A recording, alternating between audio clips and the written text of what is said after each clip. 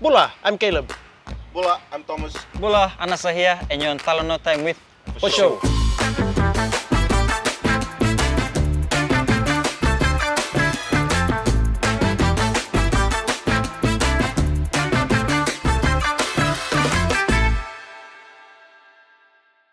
Bulavanaka, Namaste, No Iamari, Maloilele, Talafalava, Hello Algeta, and Hello FoSho. You're on Talanoa Time, where it's more than just music with bands. We want to know about you and what makes you you.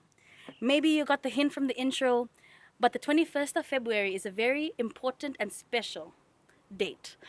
It's International Mother Tongue Day. So let's get straight into it. What's your mother tongue and what dialect do you speak? My mother tongue would be the Kandavu dialect, but I speak on a daily basis the Bowen dialect because it's easier. My mother tongue would be, I speak English at home, but other dialect that I speak is Narunga. Apart from that, no bit of Hindi, and yeah, that's it. For me, I speak the Ra dialect. There are a lot of dialects within the province of Ra, so ours is also one of a kind. So yeah, Russia. Sorry, Caleb, one extra question for you. How did you pick up on the Hindi language? School. Yeah, school. I had a lot of school. I want to know. The school that I went to is Indian school, so yeah, a lot of the teachers and other students were Hindi speaking. So some of them couldn't speak English at all, so I eventually had to learn how to speak Hindi so that I could conversate with them. Can you say a popular phrase or one of your favorite phrases in your dialect and also translate it to English? For the Kandavu dialect, it would be Chenava Nomulinga Nomulanga, which is translated into English is, whatever comes or whatever happens, as long as you have your hands and legs, you're good. The famous one of the famous lines from our dialect is "Vanungoy na vanungai," which means no matter what the circumstances, whatever you face, this what can I say? Journey. This journey will be journeying. And Caleb, what about you? Hindi one? Not the Hindi one. One cool one. Well, there's one that they say, "Nayalong ame chundondonu." So, as long as your heart is in the right place, no matter what you do. How did you feel when you were asked to revive the timeless Fijian classic of Turakemai with the legendary Simoni Vuatalevu? I was nervous at first because I know that's his song and it's like such a well-known song, not only in Fiji but across the Pacific. Yeah? So, yeah, I was worried I was gonna mess it up somehow, but we didn't, fortunately. I think it was cool with her recordings and everything. So, but he's such a cool guy, Simon, to perform with as well. To get the opportunity to perform with him. He's been doing it for some time, so yeah, it was nice. Anasa, Thomas, what were your thoughts on not just reviving that timeless classic, but also working with Simon Vuatalevu and also having this new music video come out? Yeah, at first it was overwhelming. I mean, first time for me to perform with music legend here in Fiji, because he's got songs that have been, really, yeah, they've been around for quite a time. And to be sharing the stage with him, especially on Hibiscus, and for us, that was our first time performing together. Just throwing in together, go gig. Yeah, it was really nerve-wracking, especially our first time together, like I said. But we managed to pull through. So that's that.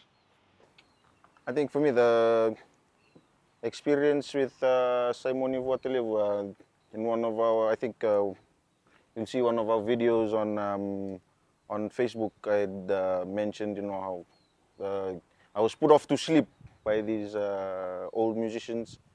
Simon Ivuatelevu, I think he was the leader for Quintikis. So my grandfather had a cassette.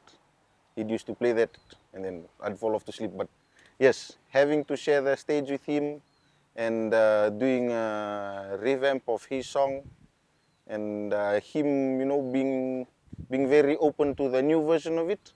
That was a really awesome experience. Enjoyed it very much with him on the stage. A local celebrity. That was, I think, would be one of the best feelings. Having to be recognized alongside somebody who's already made it. Thomas, I really like your answer in particular because it ties in with our fourth question, which is, how did your upbringing and culture influence your approach to music? Let's have you start that off. Upbringing. So my dad was a big reggae lover. He had those, the vinyl record plays. He had two of his favorites were Lucky Dube and Bob Marley. And growing up, he let me grow my hair, and he had done dreadlocks. I have a picture that 3-year-old me with dreadlocks, and he'd make me stand and dance to these songs. No. But yes, my dad was a reggae lover, and my grandfather was a big fan of Paul Simon and Lady Smith Black Mambazo, their Graceland tour concert. So all that, I think my grandmother was into her Fijian music and these old artists. So I had a mix of music growing up. It wasn't only leaned towards one genre of music, but then I've also grown into my own music with the likes of John Mayer. That's some of my artists that I like. Like I take inspiration from. So the Fijian music. Oh, that's as you can see a lot of our a lot. Yes, our Vunde songs. Like we love our Vunde. Like that's that's something that gets us going on stage and dancing to each other. What? But yes, I think the culture, that part, the Vunde and the fun vibes from functions, I think that's what inspires my music too. So you said the Wundi. The vibes. So. Okay. Anasa, Sorry, children. what about your upbringing and culture? Well, I grew up with my mother, who were all what can I say? They were all in church. They were all musicians in church. Musicians. Yeah, church musicians. My grandfather, my uncle, and they all sang, all siblings. So yeah, they'd be playing hill songs ever since I was small. So I'd be listening and watching the videos. And as for my dad, he's really into his Fijian music, mostly singing ring. So growing up, I was into gospel, and then I met my dad, and then some of the Fijian singing ring started to kick in there, and then I was trying to mix and match, and but I grew up to like my own set of genres, and here I am. Here I am. Wow. Here I am. Just here. This is me. Thanks, Anasa. Caleb, what are your thoughts on that? On him or? On the question, sorry, I should have rephrased. Him, and me. Or for me personally, growing up, my dad's family, my uncles, my dad's older brothers, some of them were part of band, quite well known at that time, Exodus. So I was always listening to reggae music from the time I was small. So music was always playing, but yeah, reggae music very prominent at home. But my dad listens to a lot of different genres, and he likes, playing guitar, sitting down, grogging every now and then. So I would always sit down with him, and we would sing things from like reggae to jazz to rock, indie music, anything. So yeah, and that really helped me to see that music is like it's such a big thing that you can explore. It's not just one genre or like it's just reggae or it's just rock or pop music. Like there's so much stuff out there that you can listen to, you can relate to. So yeah. If you had to explain your culture to someone who doesn't understand your language, how would you use music to do that? How Would you would I play use them? music? Sorry, would you play them a particular song that you like, that is well known in your province, or your country as a whole? How would you express the language of love to partner with your mother tongue as well? I think for me, one song I would play would be Ronde by Black Rose. Like, that has a lot of voodoo style music, almost like a war chant that happens in the music. With you'll even see it in the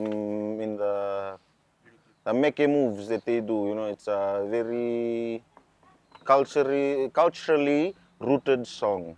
It has it tells stories about our culture, and I think like that would be one of the best songs that I'd give maybe a tourist or someone who'd ask about what my culture is. I'd give them that song to listen to. Indian song.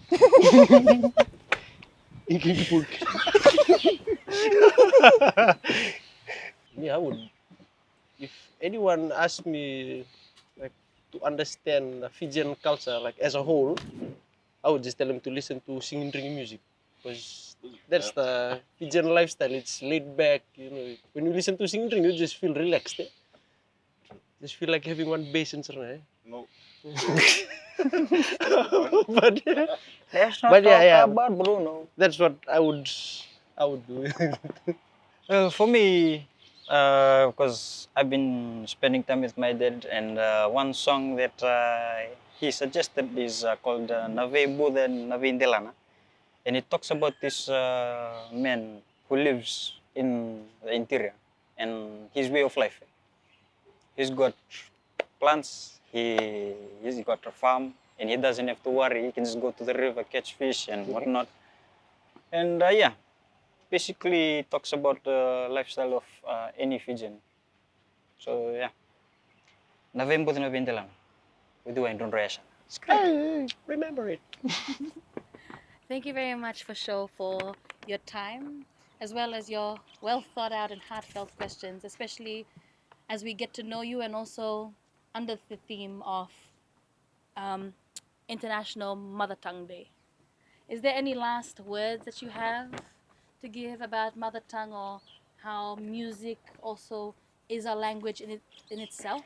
With a Western influence that like we have in Fiji now, and to see that a lot of young artists are still leaning into creating songs with the mother tongue, especially with the Fijian, with the Bauan dialect. So I think that's a very good thing because it helps keep the native tongue alive.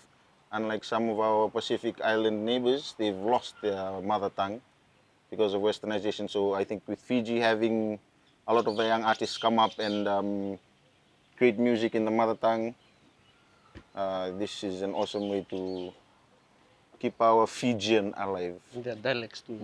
Yeah. Different dialects as well. Yeah. So what he said. That's all. Thank you very much, guys. Maka. Have a good one. We'll see you for the next episode. Naka,